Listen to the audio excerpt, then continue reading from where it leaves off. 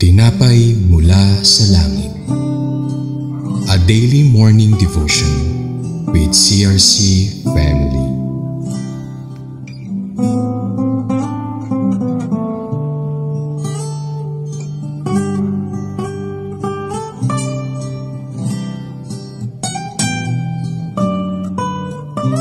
Isang mapagpalang umaga po sa lahat ng patuloy na sumusubaybay dito sa programang Tinapay mula sa langit, ang pang-araw-araw nating debasyon sa salita ng Diyos. Ako po si Sister Charlotte ng CRC Dasmariñas Daughter Church at samahan po ninyo ako sa pagbubulay sa salita ng Panginoon. Ngunit bago po tayo magpatuloy, tayo po ay manalangin. Dakilang Diyos, marami pong salamat sa panibagong umaga na ibinigay po ninyo sa amin. Samahan po ninyo kami sa aming pag-aaral ng inyong mga salita sa pamamagitan ng inyong banal na Espiritu. Marami pong salamat sa pangalan mo, Jesus. Amen. Ang ating pong Bible text na babasahin ay mula sa Levitico 22 verse 9 na may pamagat na The Summary of the Command for Ritual Purity Among the Priests.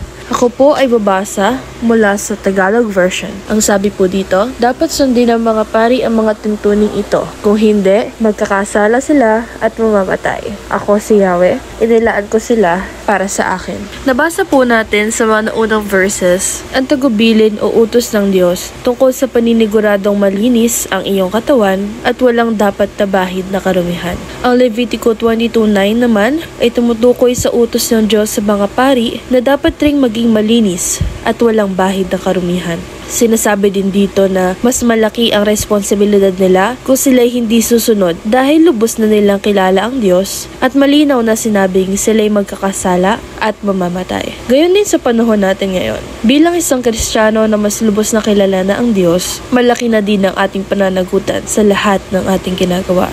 Alam na natin kung ano ang bagay na makasalanan sa hindi, kung gayon tayo ay kabilang na sa dapat bigyang parusa ng Diyos. Kaya bilang isang Kristiyano na kumikilala na sa ating Diyos at alam na natin ang alitutulit para sa atin, marapat na tayo sumunod at iwasan ang mga bagay na makakapagbigay sala sa atin sa harap ng Diyos. At para po sa pagtatapos, tayo po ay manalangin. Panginoon, marami pong salamat sa natutunan namin sa umagang ito. Nawa tumimo sa aming puso't isipan ang iyong banal na salita. Dadalangin ko po na patuloy niyo kaming bigyan ng conviction sa lahat ng aming ginagawa at patuloy na ma-remind kami sa aming pananagutan sa iyo at ano pa ang aming magiging consequences kung patuloy kaming tataliwas sa iyong mga salita. Dadalangin ko po ito sa tanging pangalan mo, Jesus. Amen. Maraming salamat sa inyong pagsama dito sa programang Tinapay mula sa langit. Muli po ninyo kaming subaybayan bukas sa ganitong oras, 5:30 ng umaga para sa pang-araw-araw na pagdinilay sa salita ng Diyos. Malaya po ninyong i-share ang video na ito upang mas marami pa ang maabot at mapagpala ng salita ng Panginoon. Muli, magandang umaga and God bless us all.